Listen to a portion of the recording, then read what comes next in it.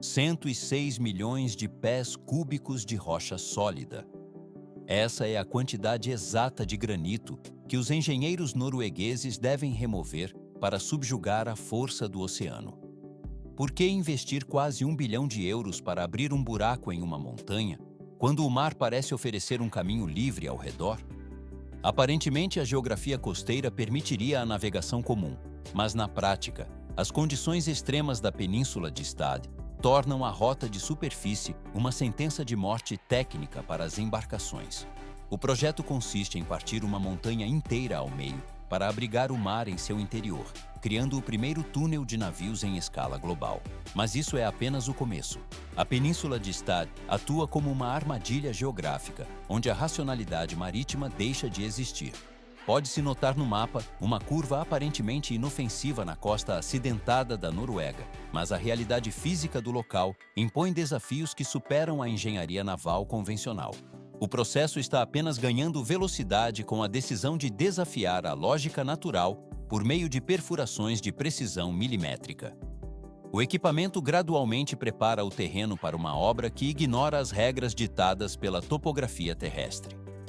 30 metros de altura é a medida das ondas que se formam nesta zona de colisão titânica entre o Mar do Norte e o Mar da Noruega. Por que o mar se comporta de maneira tão caótica exatamente neste ponto geográfico? A convergência de dois mares gigantescos ocorre sobre uma topografia submarina extremamente rasa, gerando o fenômeno físico das ondas cruzadas. Essas massas de água, equivalentes a prédios de 10 andares, atingem os cascos de aço simultaneamente por direções opostas. Tudo só se complica com a imprevisibilidade meteorológica constante.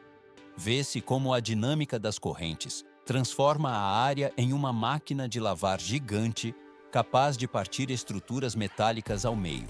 À primeira vista, as tempestades poderiam ser previstas, mas na prática, a previsão do tempo torna-se inútil diante de mudanças de estado que ocorrem em milissegundos.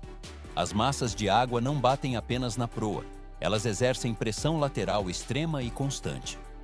O processo de instabilidade não é um evento anual isolado, mas uma condição de operação quase permanente. E isso ainda não é o limite. Engenheiros utilizam perfuratrizes de alta potência para garantir que cada fragmento de rocha removido siga o plano estrutural rigoroso. O custo de 1 bilhão de euros reflete a necessidade de tecnologia de ponta para garantir a estabilidade das paredes internas do túnel. A câmera desliza ao longo das paredes de granito, onde as detonações controladas ocorrerão para esculpir a passagem interna. Nesta etapa, não termina o desafio, pois a remoção de detritos exige uma logística de transporte contínua e pesada. O granito norueguês oferece uma resistência imensa, exigindo brocas de diamante e sistemas de resfriamento constante. A poeira assenta lentamente após cada fase de escavação, revelando o avanço do túnel em direção ao núcleo da montanha. Transição para o próximo nível. A segurança da navegação depende da criação de um canal interno, onde as águas permaneçam estáticas, protegidas pela massa rochosa externa contra as ondas cruzadas. A estrutura final permitirá que navios de grande porte evitem a zona de perigo mortal de Stad permanentemente. O metal dos cascos agora terá uma trajetória protegida por quilômetros de pedra sólida e engenharia de precisão. O material removido da montanha será reaproveitado em outros projetos de infraestrutura regional. O fluxo da construção segue adiante pela cadeia produtiva sem interrupções. 100 dias por ano. Este é o período exato em que este trecho específico de mar se transforma em uma zona de combate para a navegação. Por que essas águas permanecem tão implacáveis, mesmo após o vento cessar? As ondas continuam a rolar com uma energia cinética devastadora durante dias a fio, mantendo a superfície em constante turbulência. Mas a Noruega não possui a opção de ignorar este ponto geográfico estratégico. O país detém o status de superpotência marítima, movimentando 3 milhões de toneladas de peixe anualmente para 150 nações distintas. À primeira vista, o mar ao redor de Stad parece apenas mais um trecho costeiro Mas na prática, as estatísticas revelam uma realidade sombria e sangrenta. Desde o término da Segunda Guerra Mundial, 30 vidas foram perdidas nestas águas, que também registraram 45 acidentes graves de proporções catastróficas. Balsas de passageiros, navios de carga de grande porte e traineiras de pesca operam em uma constante roleta russa com o oceano. Pode-se notar como as embarcações aguardam por janelas climáticas, que duram apenas 4 horas ou fecham abruptamente em 30 minutos. Mas isso é apenas o começo. A logística e a integridade física de toda a costa oeste permanecem reféns deste gargalo geográfico. Por que os engenheiros noruegueses decidiram perfurar a rocha em vez de apenas melhorar os sistemas de navegação? O custo humano e econômico tornou a espera por condições favoráveis uma loteria insustentável para a frota comercial. Como não existe um caminho alternativo para contornar a península com segurança, a solução técnica migrou para o subsolo. O processo está apenas ganhando velocidade. O projeto do túnel de navios de Stad surge como a maior operação de cirurgia terrestre já executada em solo escandinavo. Vê-se como a proposta abandona os padrões convencionais de infraestrutura rodoviária para criar um corredor de dimensões titânicas. A estrutura alcança 37 metros de altura, permitindo que navios de cruzeiro naveguem com suas antenas e mastros intactos. Com 26 metros de largura, o canal garante uma passagem segura mesmo para as embarcações mais robustas da frota norueguesa. Depois, fica mais complexo. 3 milhões de metros cúbicos de rocha sólida devem ser removidos para que o vazio do túnel ganhe forma definitiva. O volume de detritos é tão massivo que exigiria uma frota realizando 750 mil viagens de caminhões basculantes para o transporte completo. O equipamento gradualmente desmantela a montanha pedaço por pedaço, seguindo um cronograma técnico rigoroso.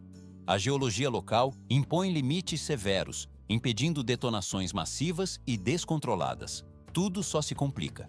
Pode-se notar como o método de construção em camadas substitui a perfuração horizontal contínua por um avanço vertical controlado. Os engenheiros não perfuram de uma extremidade à outra como uma broca convencional, mas escavam de cima para baixo em estágios sucessivos.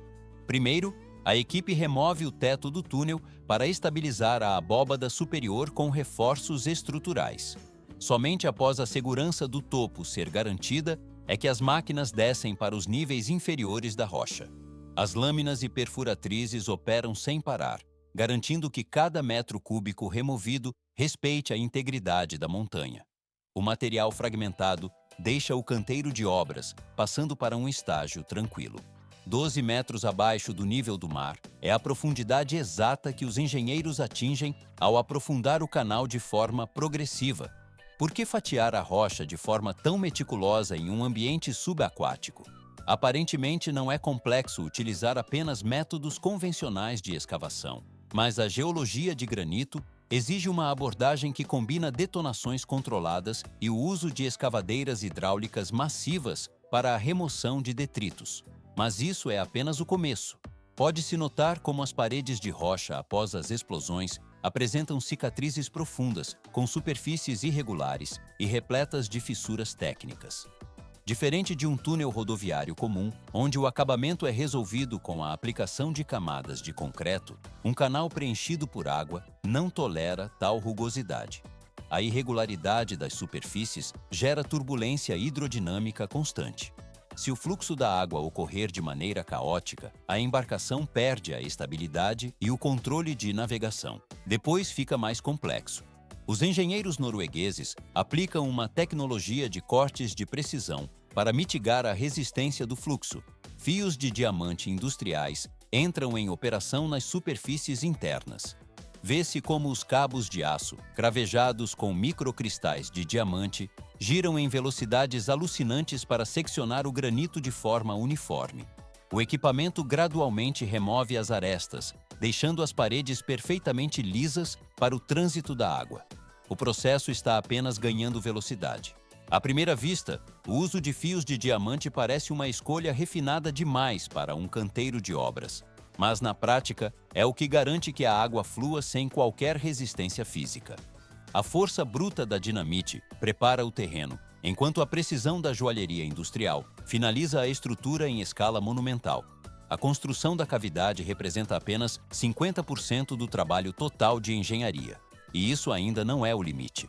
Porque o momento da entrada da água é considerado o ponto mais crítico da operação. O verdadeiro desafio técnico se manifesta quando o oceano é convidado a ocupar o espaço escavado. Não se pode permitir que a água do Atlântico Norte invada o interior do túnel de forma descontrolada através da abertura súbita de comportas. A pressão extrema e a força da torrente causariam danos estruturais severos e poderiam levar ao colapso imediato das paredes de rocha. Transição para o próximo nível. O processo de inundação configura-se como a operação hidráulica mais delicada do século 21. Durante toda a fase de escavação e acabamento, o interior do túnel deve permanecer completamente seco para a movimentação das máquinas. Barragens de aço temporárias são instaladas em ambas as extremidades da estrutura para garantir o isolamento total. O metal se deita em vedação perfeita contra a entrada do oceano, mantendo a integridade da infraestrutura interna protegida. O material e a estrutura permanecem estáveis sob a proteção das barreiras de contenção. O caminho para a fase de preenchimento controlado segue sem pressa, assegurando que cada parâmetro de pressão seja monitorado antes da etapa seguinte. Assim, a fundação técnica do canal está concluída, preparando o ambiente para a integração final com as águas marítimas. 426 milhões de euros. Esse foi o orçamento inicial estabelecido quando o projeto recebeu a aprovação das autoridades competentes. Por que um investimento tão massivo é direcionado para a criação de uma pista de pouso futurista no interior de uma rocha? Aparentemente, a iluminação instalada serve apenas para a visibilidade estética dos navegantes. Mas, na prática, essas luzes configuram um sistema de navegação autônomo e vital, pois em ambientes confinados sob camadas de pedra, o sinal de posicionamento por satélite torna-se instável ou completamente nulo. Capitães e navegadores conduzirão suas embarcações seguindo rigorosamente as linhas de luz coloridas que desenham a trajetória de segurança ao longo de toda a extensão interna. O processo está apenas ganhando velocidade. Quando a infraestrutura atinge o estado de prontidão, o procedimento de inundação controlada é iniciado. Pode-se notar como válvulas especiais regulam a entrada do fluxo hídrico de maneira gradual. A água preenche o espaço lentamente, equilibrando a pressão hidrostática tonelada por tonelada contra as paredes de granito. Somente no momento em que o nível interno de água atinge a paridade exata com o nível do mar externo, é que ocorre a remoção das barragens de contenção. Vê-se como as comportas se deslocam, permitindo que a massa oceânica ocupe definitivamente o interior da montanha. Mas isso é apenas o começo. Surge então a necessidade de gerenciar o deslocamento de navios de milhares de toneladas em um espaço restrito de pedra, o que exige a implementação de um sistema de tráfego de sentido único estritamente temporizado. Nesta etapa não termina, pois a logística operacional determina que as embarcações naveguem em direção ao norte durante um intervalo de 60 minutos. Após esse período, o fluxo de tráfego é invertido para o sentido sul na hora subsequente, garantindo a ordem no canal estreito. Tudo isso é monitorado por um centro de tráfego de embarcações, que opera com a mesma precisão técnica de uma torre de controle de aeroporto internacional. O equipamento gradualmente varre o ambiente com o uso de radares, sensores térmicos e câmeras infravermelhas de alta definição. Cada centímetro do percurso permanece sob vigilância constante e ininterrupta. Se qualquer embarcação cessar seu movimento por falha técnica ou operacional, o sistema central de monitoramento detectará a anomalia instantaneamente. Depois, fica mais complexo. A própria entrada da estrutura foi concebida como uma obra-prima de engenharia defensiva, fruto do planejamento detalhado do escritório de arquitetura Snorreta. À primeira vista, a abertura na encosta parece ser um corte rudimentar na rocha, mas na prática ela apresenta uma complexidade estrutural avançada. As margens da montanha são trabalhadas em terraços de pedra escalonados que se projetam para fora. Pode-se notar como esses degraus maciços funcionam como dissipadores físicos de energia cinética. Eles fragmentam a força das ondas oceânicas antes que o impacto atinja o interior do túnel, utilizando o aprendizado da engenharia sobre os padrões naturais para conter a força dos elementos. A transição para o próximo nível de execução demonstra que inovar em tal escala demanda recursos financeiros extraordinários. Cerca de 426 milhões de euros representavam um valor considerado administrável no estágio inicial de aprovação. Contudo, as variáveis inerentes a construções de grande magnitude frequentemente alteram as projeções econômicas estabelecidas. A poeira assenta lentamente sobre as planilhas financeiras enquanto o trabalho físico avança contra a montanha. O metal se deita em camadas de suporte conforme a obra consome os recursos destinados à sua finalização técnica. 880 milhões de euros é o montante exato que o orçamento atingiu após a colisão entre a engenharia e a realidade econômica global. Por que um projeto de infraestrutura marítima sofreria um aumento de 100% em relação à sua estimativa original de custos? A complexidade geológica das montanhas norueguesas e a inflação sistêmica de materiais criaram uma barreira financeira tão impenetrável quanto o próprio granito. Mas o governo norueguês, após um congelamento temporário por questionamentos políticos sobre a economia de poucos minutos de navegação, recebeu a intervenção direta do parlamento. O projeto está apenas ganhando velocidade.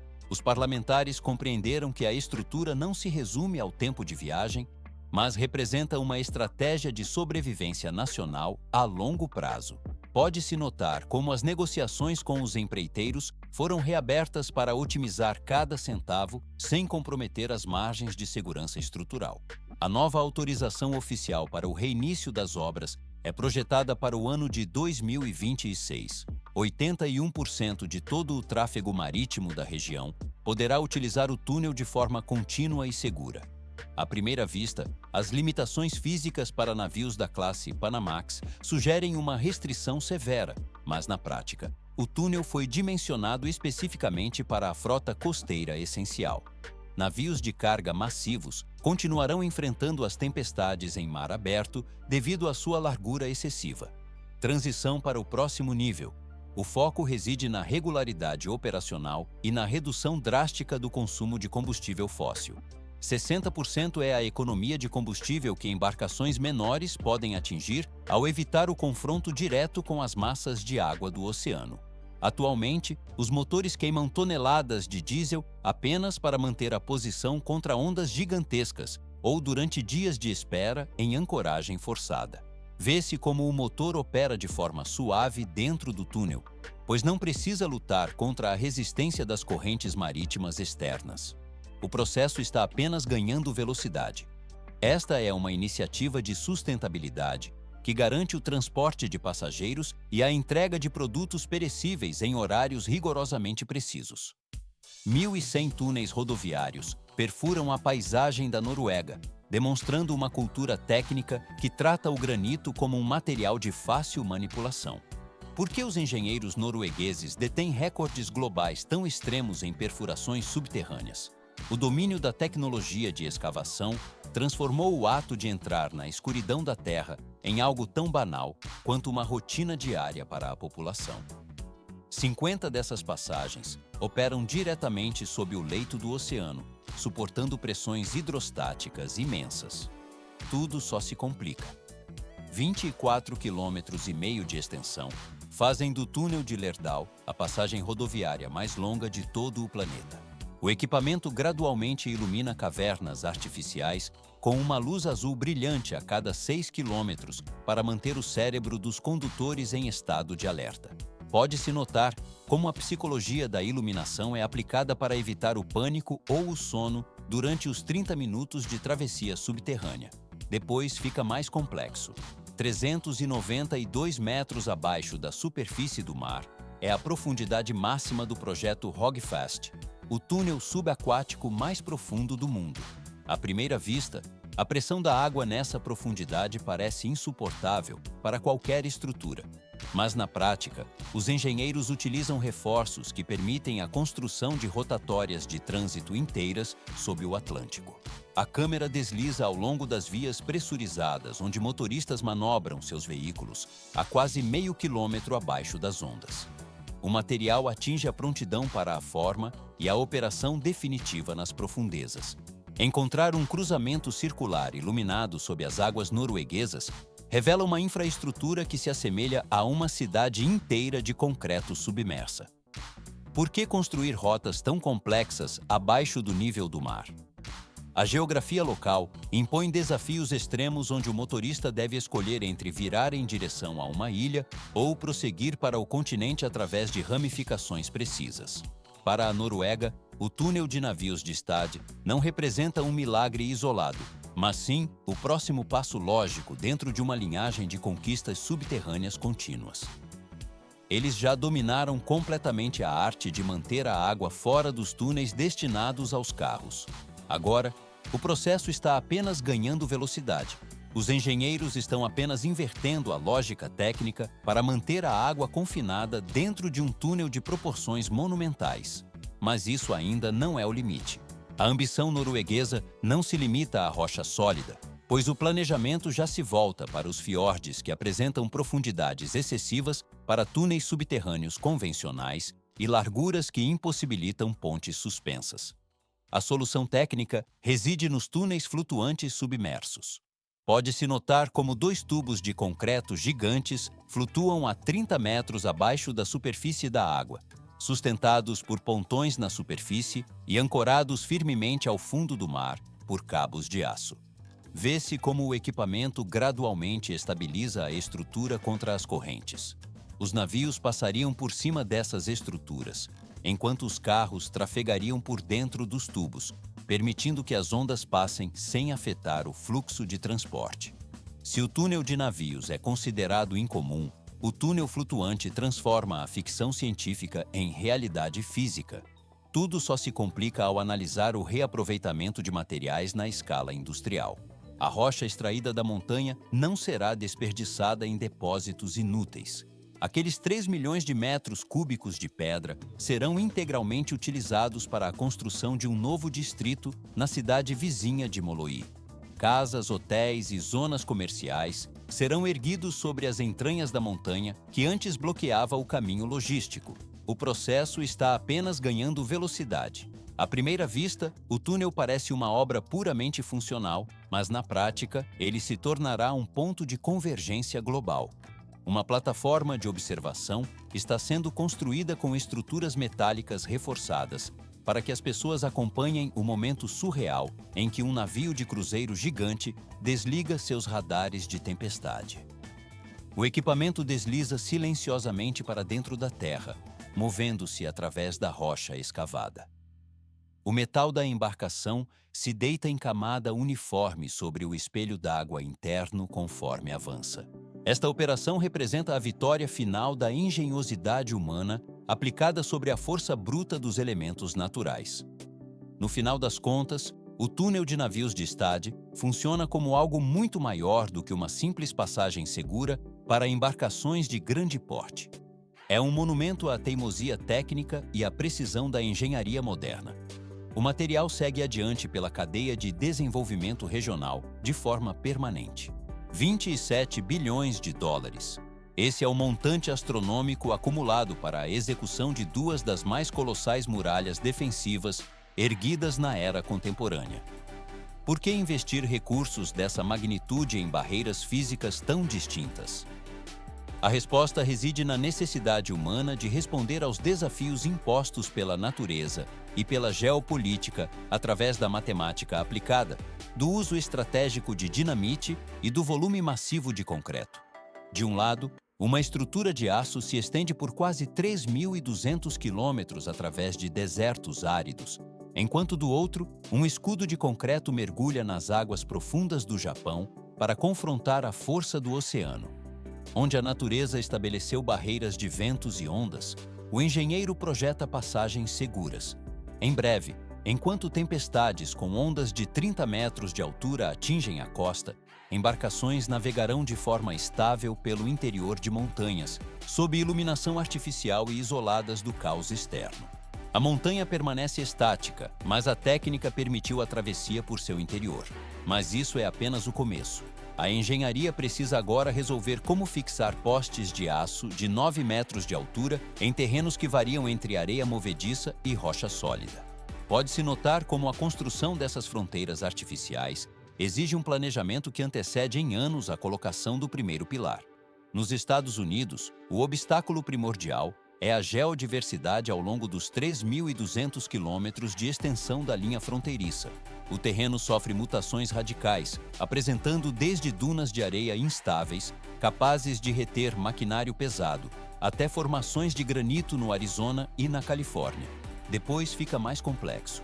A geologia local funciona como uma armadura natural de rocha sedimentar com resistência equivalente ao concreto. Equipes de topografia realizam a perfuração de amostras de solo e determinam a elevação exata com rigor absoluto. À primeira vista, o posicionamento parece simples, mas na prática, a estabilidade de toda a megaestrutura é determinada estritamente pelas condições geológicas ocultas sob a superfície. A fase inicial de combate físico concentra-se na escavação da fundação profunda. Para garantir que postes de aço de 9 metros suportem rajadas de vento com potência para erradicar árvores, a abertura de uma trincheira contínua torna-se obrigatória.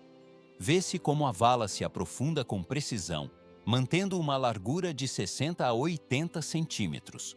A profundidade atinge entre 1,80 m e 3 metros, criando uma cavidade onde as paredes de terra superam o dobro da altura de um operador médio. Em terrenos de solo macio, as escavadeiras hidráulicas operam com facilidade, mas o processo está apenas ganhando velocidade. Grande parte da fronteira é composta pela rocha impenetrável de granito já mencionada, onde o equipamento convencional perde sua utilidade prática. O processo de concretagem de barreiras de 15 metros sob o impacto das ondas do Pacífico exige uma logística de força bruta.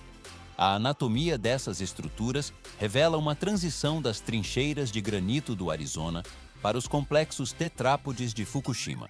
Cada pilar de metal e cada bloco de pedra são posicionados para domar o caos ambiental.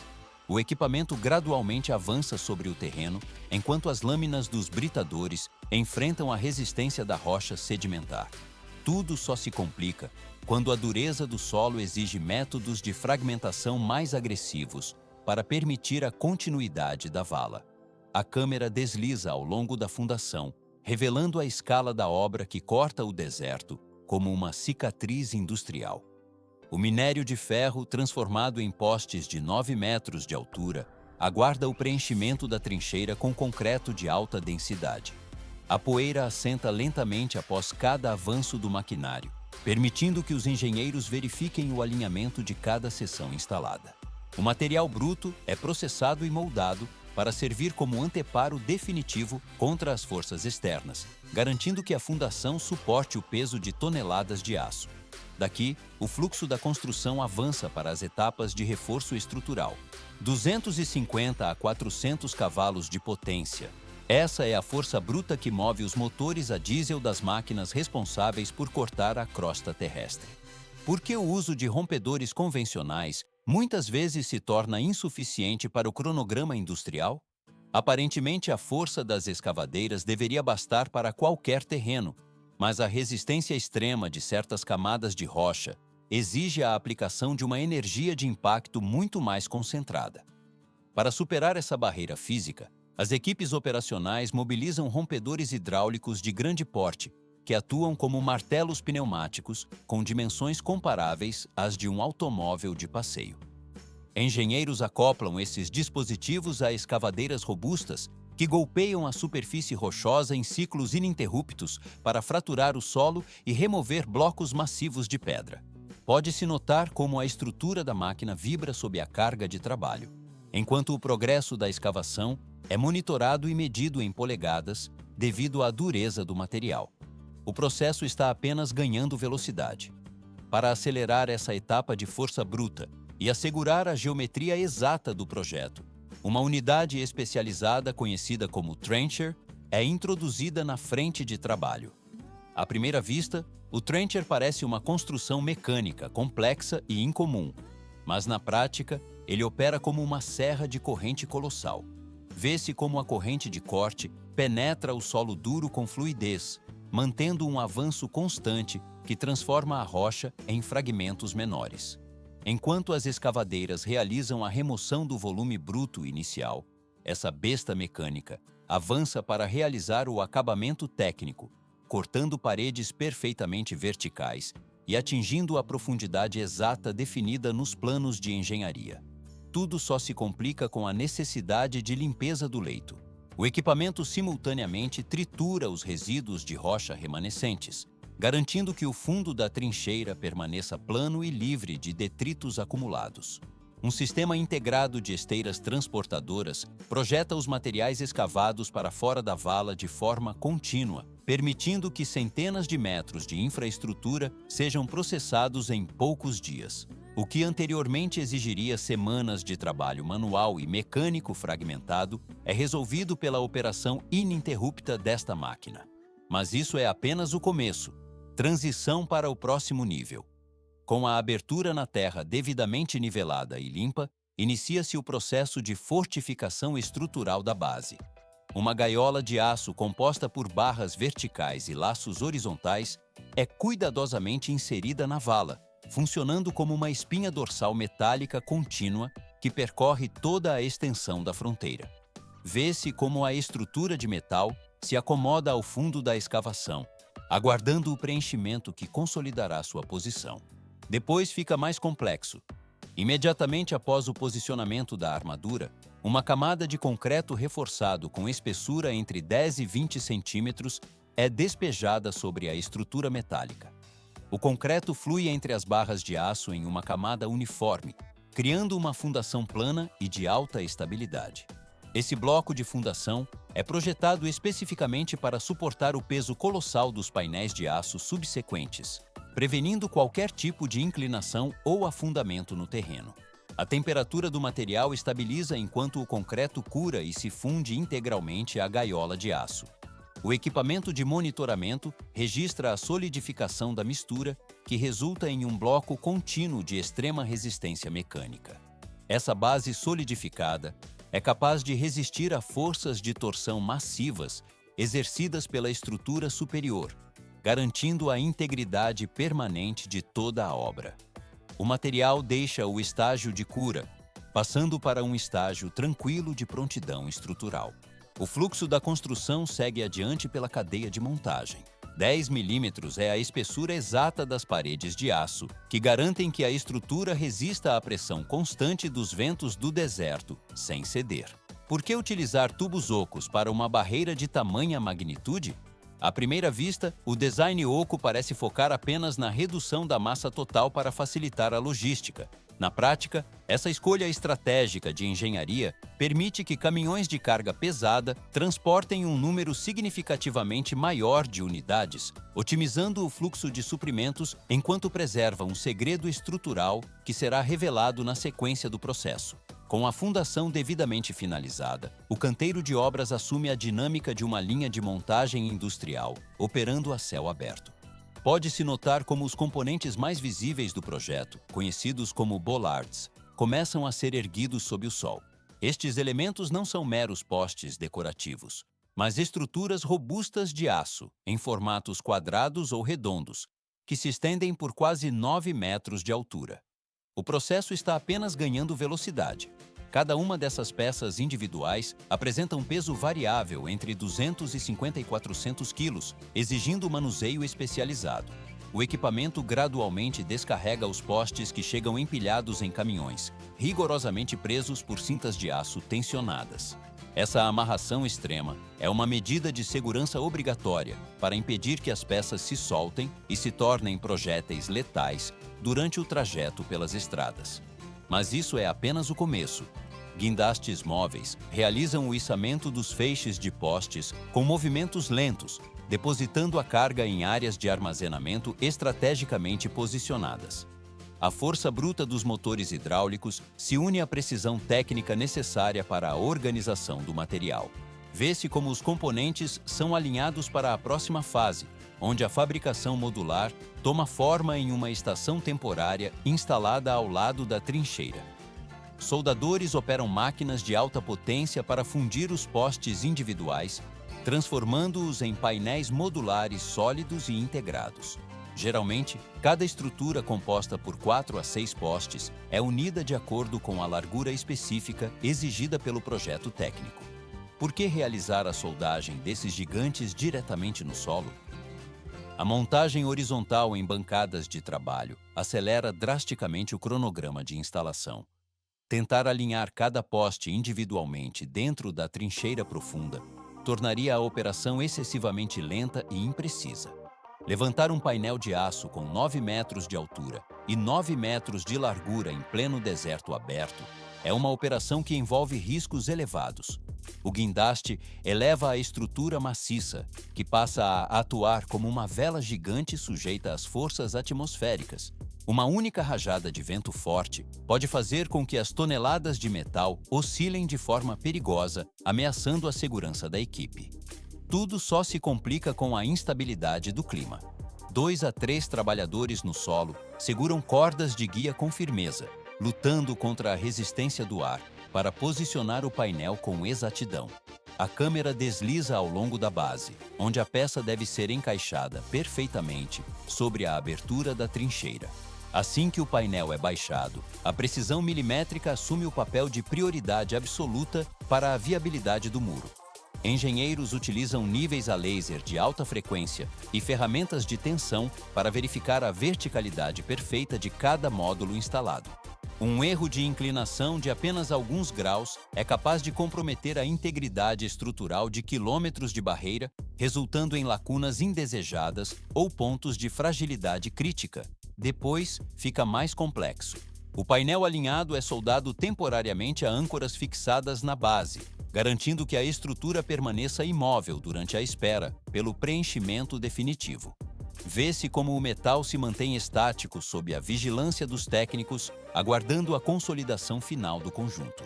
A poeira assenta lentamente enquanto a etapa de preparação se encerra para dar lugar à massa sólida. Caminhões betoneira se aproximam para despejar o concreto fresco diretamente no interior das estruturas e das fundações. O fluxo denso preenche os espaços vazios, iniciando a transformação final que conferirá solidez extrema ao aço. O material fundido preenche cada cavidade e o fluxo de trabalho segue adiante pela cadeia de produção. 1,5 metros é a extensão exata que a base de concreto alcança para fora da estrutura principal em zonas consideradas críticas. Por que expandir a fundação de forma tão drástica abaixo do nível do solo? À primeira vista, a fixação simples do poste pareceria suficiente para manter a estabilidade vertical. Mas, na prática, essa plataforma subterrânea larga atua como um distribuidor de carga massivo e um escudo intransponível, impedindo que qualquer tentativa de escavação ou criação de túneis ultrapasse a barreira de concreto armado. O preenchimento do vazio entre o aço e a terra ocorre de forma sistemática na base. Em diversas aplicações, o concreto também é vertido diretamente no interior dos tubos de aço ocos, onde o endurecimento do material transforma cada poste em um pilar composto de metal e pedra artificial. Pode-se notar como o equipamento gradualmente despeja a mistura, aumentando exponencialmente a resistência estrutural do conjunto contra impactos e pressões externas. Mas isso é apenas o começo. Jatos de água de alta pressão atingem a superfície metálica para remover resíduos de solda e vestígios de óleo industrial.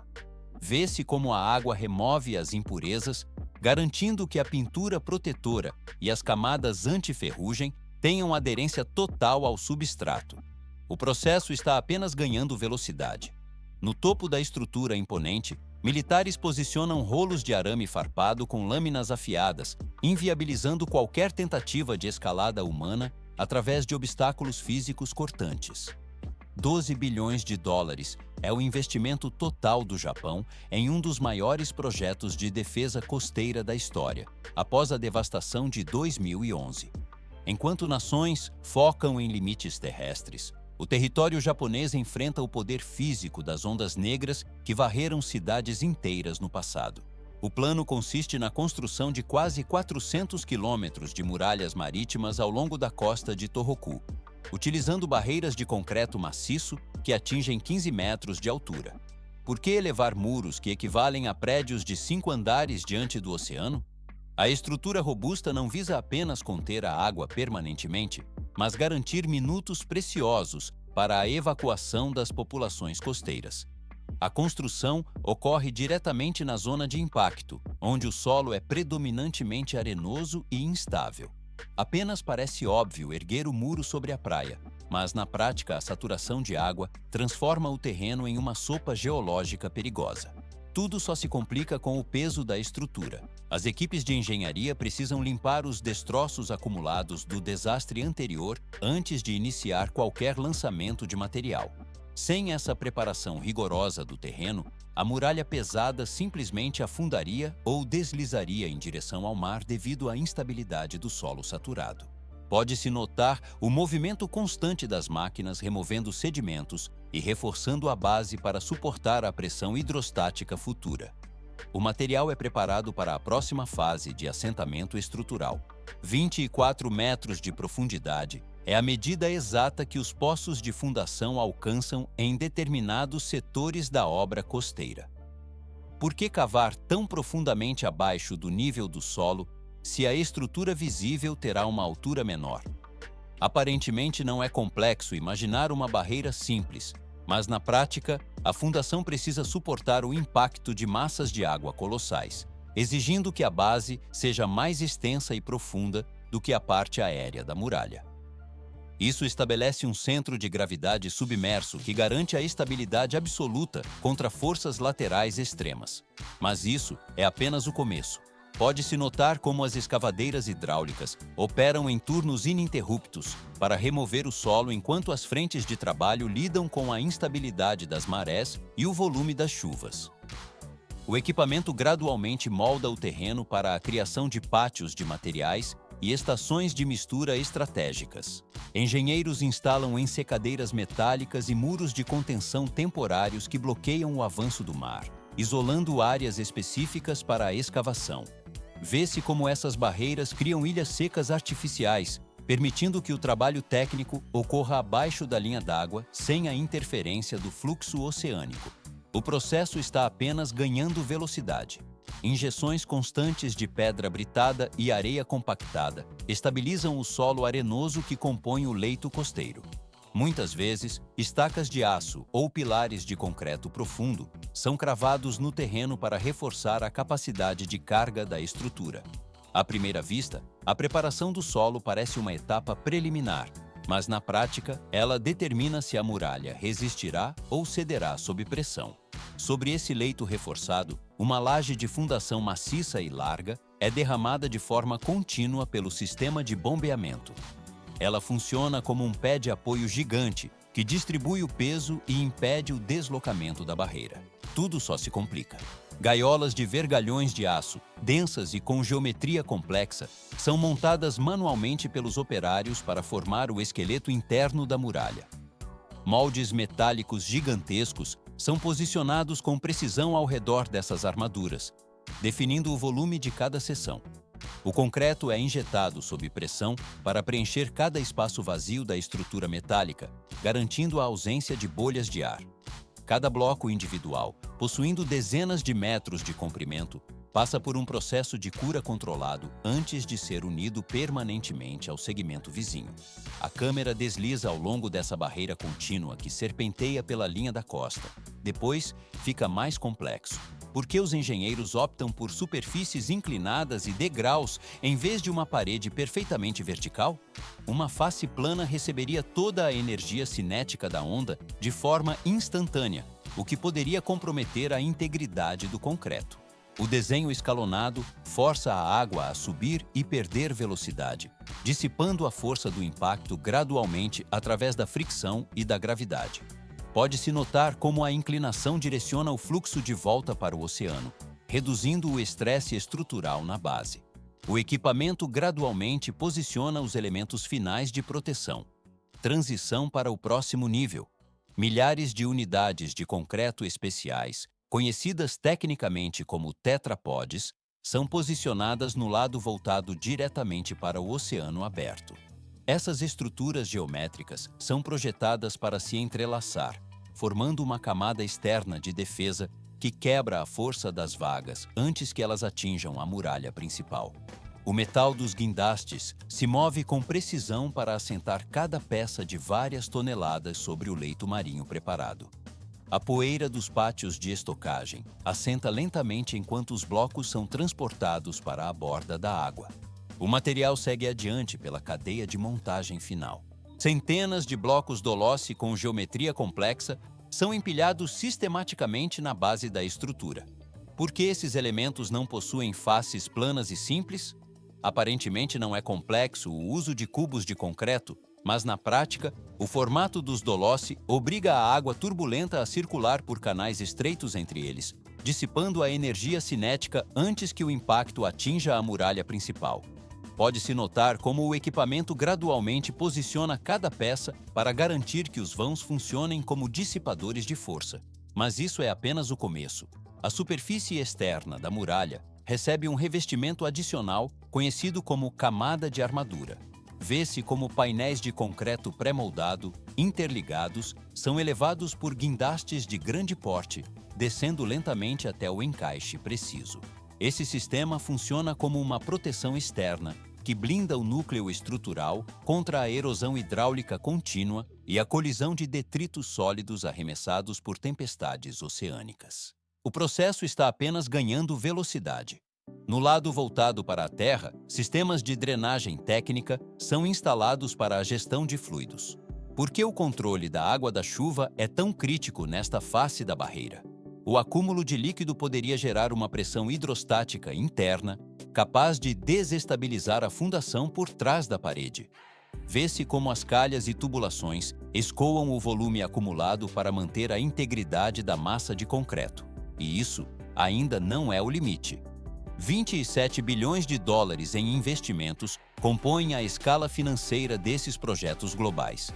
São milhões de toneladas de concreto e aço distribuídos por centenas de quilômetros de barreiras físicas.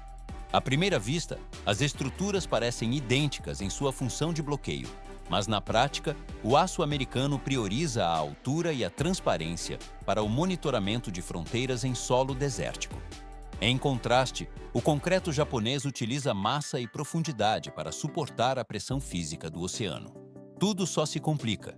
Ambos os projetos funcionam como monumentos à aplicação da engenharia avançada em larga escala.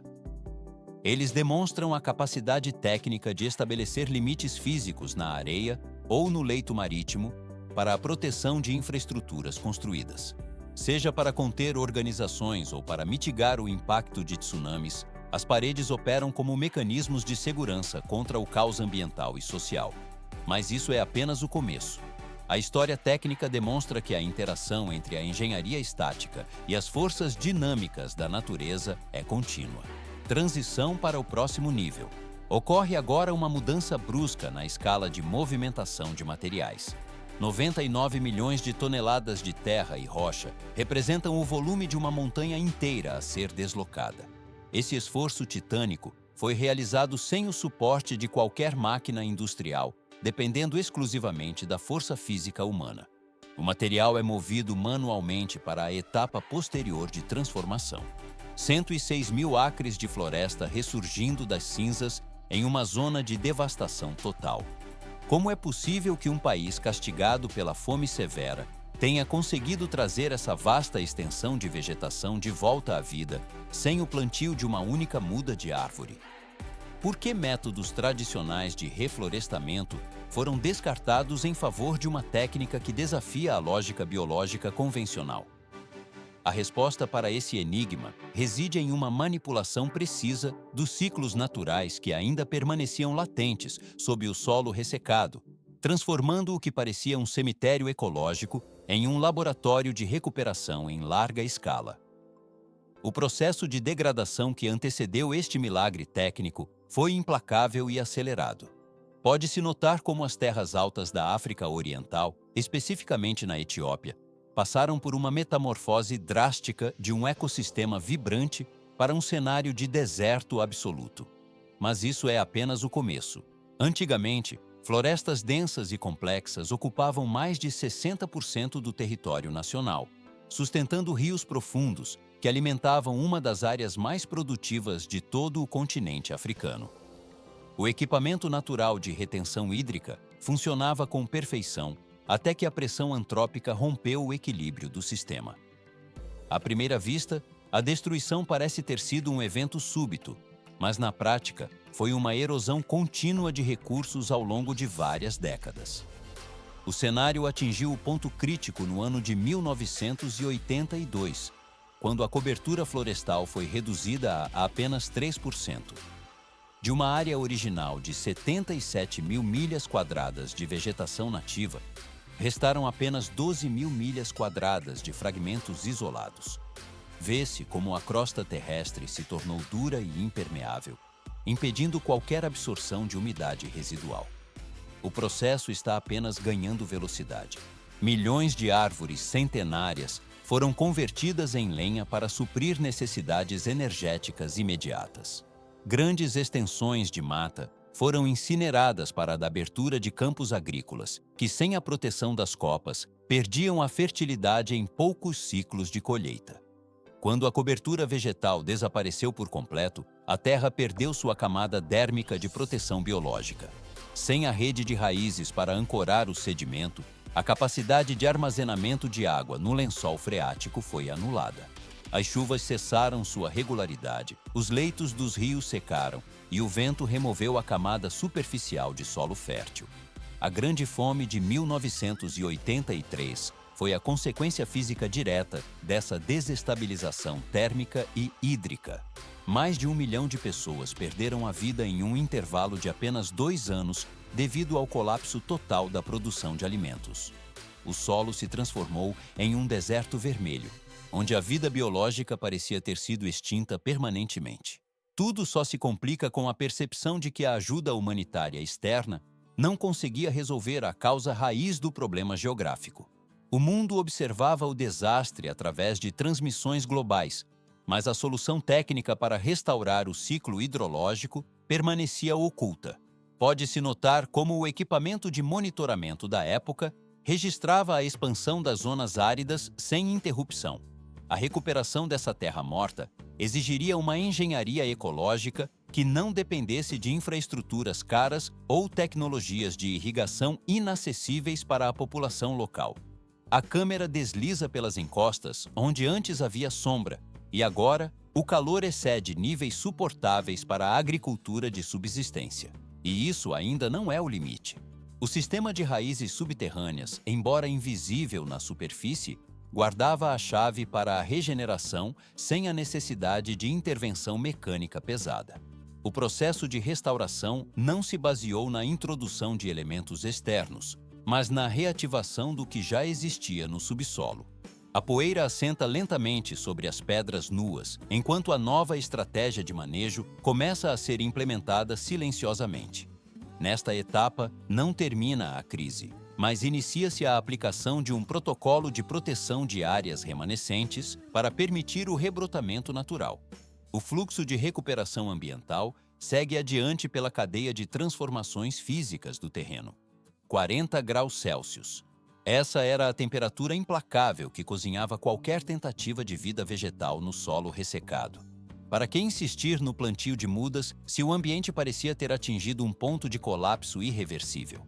Aparentemente, a solução residia na introdução de novas espécies externas. Mas na prática, projetos internacionais que consumiram milhões de dólares viram 90% de suas árvores morrerem em poucas semanas sob o sol escaldante ou devoradas pelo gado faminto. A terra estava clinicamente morta e o método tradicional de reflorestamento mostrava-se lento, caro e ineficaz para estancar a hemorragia desse ecossistema degradado. O processo de degradação estava apenas ganhando velocidade. Vê-se como a terra dura e rachada escondia um segredo técnico que desafiava a percepção visual imediata dos agrônomos da época. À primeira vista, o que emergia do solo eram apenas ervas daninhas e arbustos secos, sem valor comercial ou ecológico. Mas, na prática, Tony Rinaldo identificou que aquelas estruturas eram o topo de uma vasta floresta subterrânea.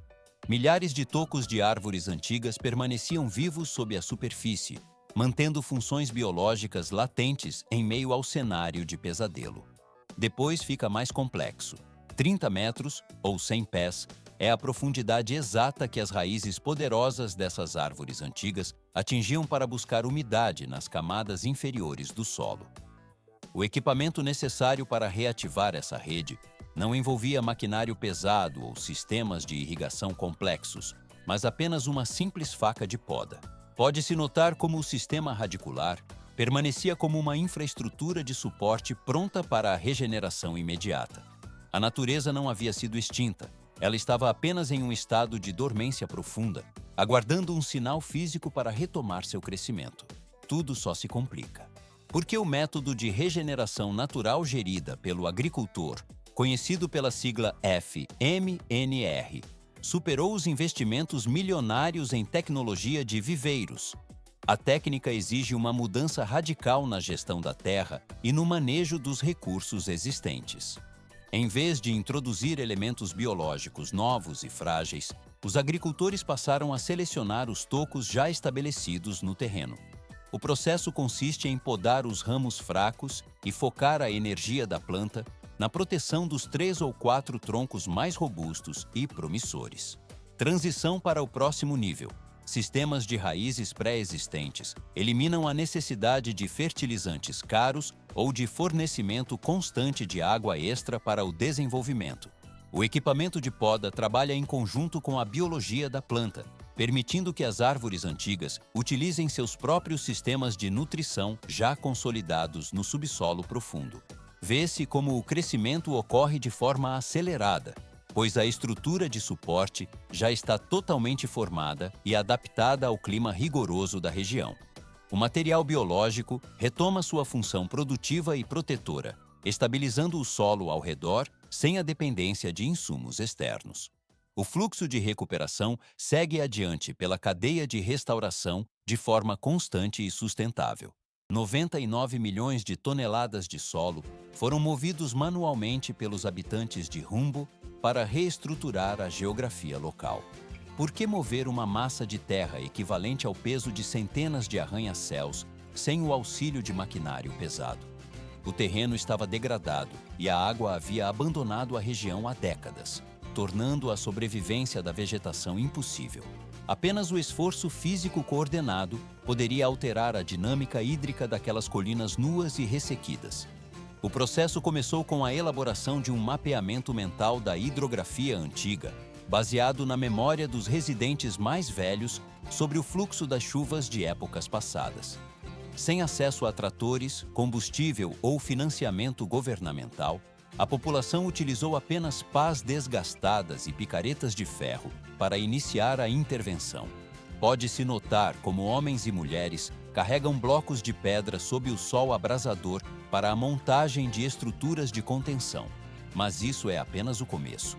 Milhares de pequenas barragens e terraços foram erguidos pedra por pedra ao longo das encostas para modificar a física do escoamento superficial.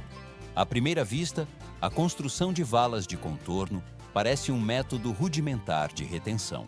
Na prática, essas barreiras forçam a água da chuva a interromper seu curso destrutivo, eliminando a formação de enxurradas de lama que anteriormente removiam a camada fértil do solo.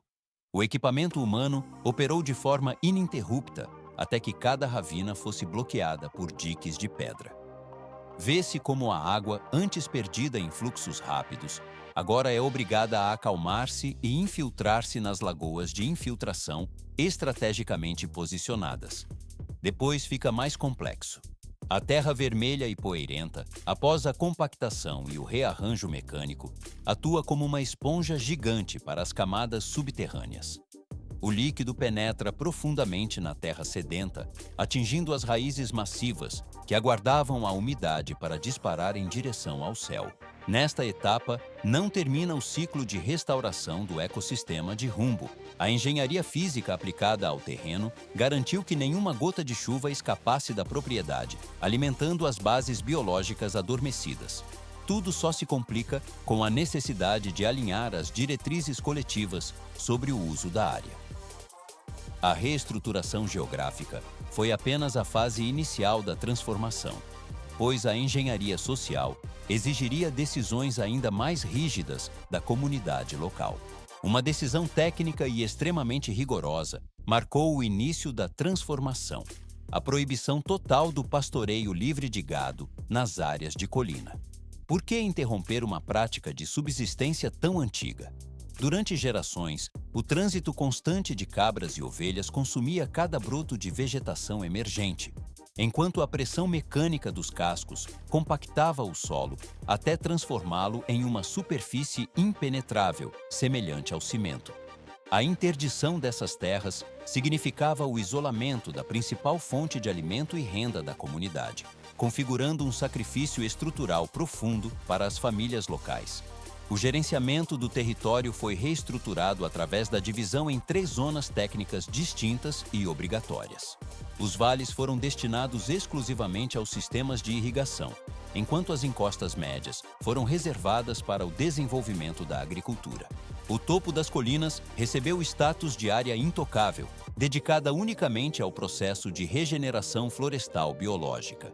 Mas isso é apenas o começo. Pode-se notar como o silêncio substituiu o ruído constante da atividade pecuária nas elevações. Sem o impacto físico dos cascos e a remoção sistemática da elva pelas bocas dos animais, a resposta biológica da natureza ocorreu de forma acelerada. Em apenas uma estação chuvosa, a vegetação recobriu as superfícies de pedra nua com arbustos densos e uma camada verde contínua. Depois, fica mais complexo. 200% foi o aumento exato da cobertura vegetal nas áreas protegidas em um intervalo de 5 anos. A disciplina de ferro imposta pelos aldeões garantiu o tempo necessário para a estabilização do ecossistema local. Vê-se como a umidade matinal passou a persistir pelo dobro do tempo no solo, estabelecendo um microclima fresco que alterou a biodiversidade regional. O equipamento biológico natural começou a atrair insetos e aves que haviam desaparecido do habitat há décadas, reconstruindo a cadeia da vida de forma sistemática. À primeira vista, a recuperação da flora era o objetivo principal, mas na prática, o resultado mais significativo ocorreu no sistema hídrico. A água ressurgiu diretamente do solo, sem a necessidade de intervenções externas como caminhões-pipa ou tubulações sintéticas. Das 13 nascentes naturais da região, que estavam completamente secas e registradas apenas nos relatos dos anciãos, o equilíbrio foi restabelecido através da engenharia natural. 6 dessas 13 fontes anteriormente declaradas mortas voltaram a jorrar água cristalina de forma ininterrupta. As novas árvores e os terraços de pedra executados no terreno permitiram que a água da chuva se infiltrasse profundamente nas camadas geológicas, recarregando os aquíferos subterrâneos de maneira eficiente. O fluxo hídrico agora mantém-se constante durante os 12 meses do ano, consolidando a restauração do ciclo hidrológico. O material biológico atinge a prontidão para a sustentabilidade de longo prazo. 99 milhões de toneladas de terra movimentadas manualmente. Esse é o volume exato da fundação física construída sobre a paisagem da Etiópia. Por que remover tamanha quantidade de solo sem o auxílio de maquinário pesado? À primeira vista, o esforço parece desproporcional para uma região de clima árido, mas na prática, essa movimentação de terra não visava a construção de monumentos inertes, e sim a reativação da capacidade hídrica do solo. Vê-se como os leitos outrora secos dos rios se transformaram gradualmente em correntes de fluxo suave, que depositam camadas de lodo fértil ao longo das margens. O processo está apenas ganhando velocidade. A água acumulada nas bacias de retenção parou de escorrer superficialmente e aprendeu a infiltrar no terreno. As mulheres, que antes dedicavam horas intermináveis ao deslocamento sob radiação solar extrema para obter jarros de água barrenta, agora operam fontes limpas instaladas próximas às suas residências. Esse milagre hidráulico demonstrou que a camada superficial da Terra não estava morta, mas apenas em estado de desidratação severa. A produção agrícola experimentou um salto de 85% devido à umidade constante do solo. Depois fica mais complexo. O rendimento médio das famílias subiu 76%, alterando a dinâmica financeira da região de forma permanente. As populações locais cessaram a dependência de auxílio alimentar estrangeiro e iniciaram a comercialização excedente de seus próprios produtos no mercado interno. Pode-se notar como a paisagem se diversificou, apresentando agora colmeias ativas para a produção de mel e áreas de extração sustentável de madeira. O modelo técnico de recuperação de solos expandiu-se além das fronteiras iniciais de 106 mil acres na Etiópia. Tudo só se complica com o aumento da escala. No Níger, a aplicação desse método de manejo manual permitiu que 12 milhões de acres de terreno desértico fossem convertidos em áreas de alta produtividade. No Burkina Faso, o equipamento de baixo custo transformou colinas estéreis em coberturas florestais densas que provêm sustento para milhões de pessoas. A câmera desliza sobre essas novas florestas, onde créditos de carbono são agora contabilizados e vendidos às Nações Unidas. É possível criar uma floresta sem plantar uma única árvore. A resposta técnica reside na escalabilidade e na simplicidade do respeito aos sistemas naturais já existentes. O equipamento gradualmente recupera o ciclo da água, tratando o solo como um banco de recursos que gera juros em forma de biomassa.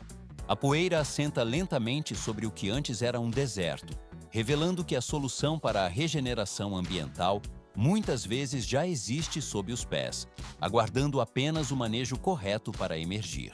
O fluxo da vida segue adiante pela cadeia de produção de forma sustentável.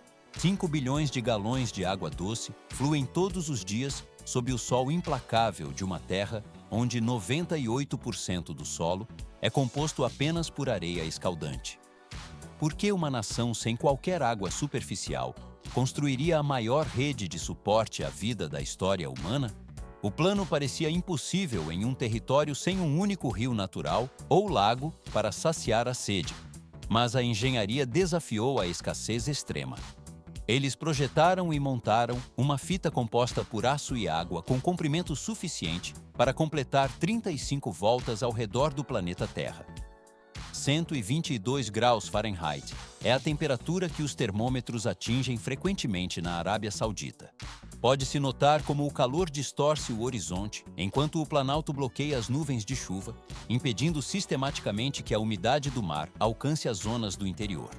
O processo de sobrevivência nestas condições foi, durante milênios, dependente apenas de fatores aleatórios e sorte geográfica. Mas isso é apenas o começo? A era moderna impôs uma demanda por recursos hídricos que a natureza local não consegue suprir de forma passiva. Atualmente, cada cidadão possui acesso a apenas 68 ou 90 metros cúbicos de água natural por ano. À primeira vista, o volume pode parecer funcional, mas na prática, ele representa 5 vezes menos do que o limite absoluto de pobreza hídrica estabelecido pelas Nações Unidas. Comparativamente, um cidadão americano médio utiliza até 9.000 metros cúbicos no mesmo período de 12 meses. O equipamento gradualmente extrai e transporta o recurso através de infraestruturas que conectam as raízes antigas e as sementes adormecidas sob a crosta terrestre. Vê-se como os ciclos de água esquecidos são reativados quando o esforço industrial para de confrontar os ciclos naturais e passa a operar em sincronia com eles. A natureza não exige reinvenção técnica constante, apenas a garantia de espaço físico para que os ecossistemas se recuperem. Tudo só se complica quando a escala da transformação é observada em sua totalidade sistêmica. O que antes era caracterizado como um deserto de pó vermelho se converte em um oásis de vegetação verde sob o comando da precisão mecânica. O fenômeno evidencia o potencial da indústria quando esta se alinha às forças geológicas e hidrológicas da Terra. Nesta etapa não termina a evolução do sistema de distribuição subterrânea.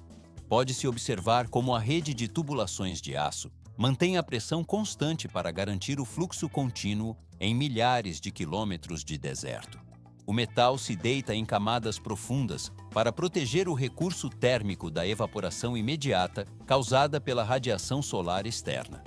A operação segue um cronograma rigoroso de manutenção para que a integridade estrutural da fita de aço permaneça intacta contra a corrosão e o desgaste. A transição para o próximo nível de eficiência depende do equilíbrio entre a extração e a preservação do aquífero remanescente. Os sensores monitoram cada galão que percorre as entranhas do solo, assegurando que o milagre mecânico continue operando sem falhas estruturais. O material segue adiante pela cadeia de distribuição, mantendo a estabilidade hídrica de uma região que desafia os mapas climáticos globais. 21 dias é o período máximo que o organismo humano consegue subsistir sem a ingestão de alimentos, contrastando severamente com a resistência de apenas alguns dias na ausência total de hidratação. Porque a busca por recursos hídricos sob o deserto tornou-se uma medida desesperada de sobrevivência?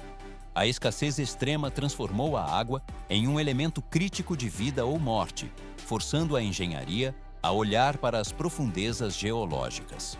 Eles iniciaram perfurações profundas na areia árida, buscando por aquíferos fósseis antigos que foram formados ao longo de milênios. Mas isso é apenas o começo. A partir da década de 1980, milhares de brocas industriais perfuraram a crosta do deserto para extrair trilhões de galões de reservas hídricas acumuladas. Vê-se como um maquinário pesado operava ininterruptamente, sugando o líquido das profundezas em um ritmo que parecia um milagre tecnológico para a região. No ano de 1992, o consumo anual atingiu a marca de 7 trilhões e 500 bilhões de galões. Imagine um volume hídrico capaz de preencher integralmente mais de 27 mil edifícios do porte do Empire State. O processo está apenas ganhando velocidade. À primeira vista, o uso abundante desses recursos sugeria uma fonte inesgotável, mas na prática, essa confiança se transformou em uma dependência tecnológica perigosa. A realidade geológica imutável estabelece que a água subterrânea de origem fóssil não possui ciclo de renovação. O reservatório funciona exatamente como uma jazida de petróleo, onde uma vez que o volume é extraído, o espaço permanece vazio permanentemente. O equipamento gradualmente registrava a queda dos níveis, enquanto o cronômetro da escassez avançava mais rápido do que as projeções iniciais previam. Tudo só se complica. Em apenas 25 anos, o nível hídrico no aquífero vital de Alassa sofreu uma redução drástica de quase 500 pés de profundidade. Pode-se notar o impacto desse colapso invisível através do monitoramento constante das pressões hidrostáticas nos poços de extração. Até o ano de 2012, 80% de todas as reservas hídricas subterrâneas, que somavam 132 trilhões de galões, foram completamente exauridas. O consumo acelerado estava efetivamente drenando o futuro daquela região geográfica. Transição para o próximo nível. 6 trilhões e 500 bilhões de galões eram consumidos pela agricultura no deserto até o ano de 2015, evidenciando o custo insustentável daquele modelo de produção. Por que a gestão de recursos precisou de uma intervenção tão severa e imediata? A necessidade de sobrevivência obrigou o setor a frear o consumo de forma brusca para evitar a falência hídrica total. Campos de trigo foram abandonados ou receberam modernização através de sistemas de gotejamento e sensores eletrônicos de umidade. O consumo no setor agrícola registrou uma queda de 40% após essas medidas. Depois fica mais complexo. As cidades implementaram regulamentações rígidas e multas pesadas para coibir qualquer desperdício de uma única gota do recurso. Entretanto, a economia de água funcionou apenas como uma medida paliativa temporária diante de uma crise estrutural profunda. a população mantinha sua curva de crescimento constante e a demanda por suprimento não demonstrava sinais de redução. Eles necessitavam de uma nova matriz de abastecimento que possuísse um caráter de perenidade infinita. Apenas parece óbvio buscar no oceano, mas a salinidade da água do mar representa uma barreira biológica letal. A resolução desse impasse exigiu o emprego de força bruta industrial em uma magnitude sem precedentes na história da engenharia moderna.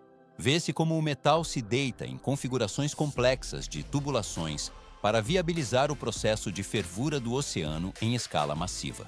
O sistema opera transformando a água salgada em vapor para isolar os minerais e o sal, realizando em seguida a condensação para retornar ao estado de água pura. A câmera desliza ao longo das instalações, onde o que parece um experimento de laboratório ganha dimensões de uma infraestrutura colossal.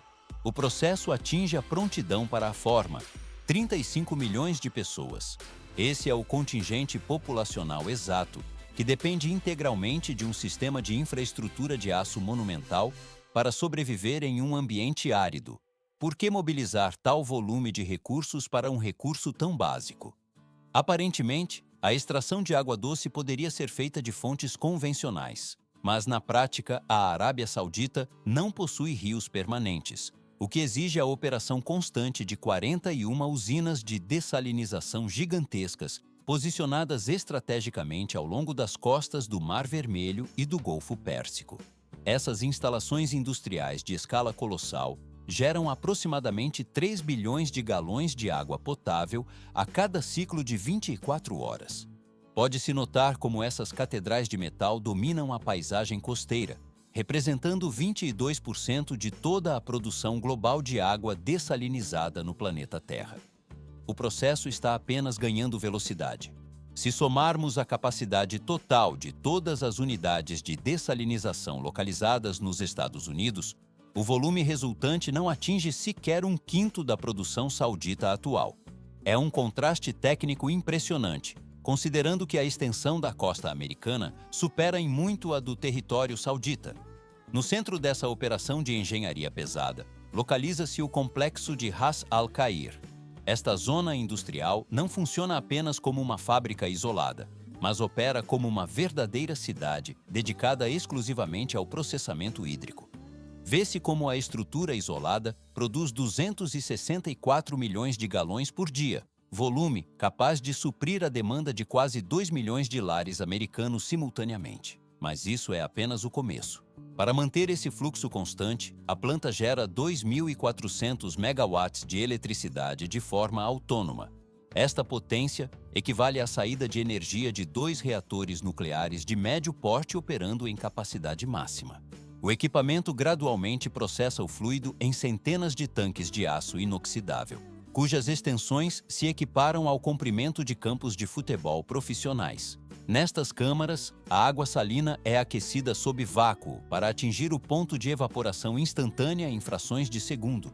À primeira vista, o processo parece simples, mas na prática, as máquinas devem resistir a condições de corrosão extrema e calor intenso por 25 anos ininterruptos. O metal se deita em camadas espessas para suportar o ambiente violento e barulhento das turbinas. Tudo só se complica com o fator energético. Antigamente, essa tecnologia de evaporação térmica consumia quase 9% de toda a eletricidade disponível na nação, exigindo uma mudança radical na lógica de engenharia. A transição para o próximo nível ocorreu com a adoção de princípios biológicos aplicados à mecânica de fluidos. A tecnologia de osmose reversa substituiu a dependência exclusiva de calor e vapor pela aplicação de pressão hidráulica extrema. O equipamento agora empurra a água do mar contra membranas de polímero de alta tecnologia com força controlada. Pode-se notar como estas membranas atuam como a fronteira definitiva da filtragem microscópica na indústria moderna. Estas folhas de polímero possuem apenas alguns milionésimos de polegada de espessura total. A câmera desliza ao longo das superfícies filtrantes, onde os poros são tão reduzidos que estabelecem uma barreira física absoluta contra os minerais. o sal é retido mecanicamente, impedido de atravessar a estrutura molecular do filtro, enquanto a água pura segue o percurso. Depois fica mais complexo. A eficiência energética aumenta drasticamente com o uso dessas pressões calculadas, otimizando cada gota de combustível utilizada no processo de bombeamento. O material flui através dos sistemas de filtragem com uma precisão que beira o limite físico da matéria. Nesta etapa, não termina, pois a pressão deve ser mantida constante por sistemas de bombas de alta performance que giram sem parar. A infraestrutura de aço continua a sua operação silenciosa, garantindo o suprimento vital para as cidades distantes através de AD.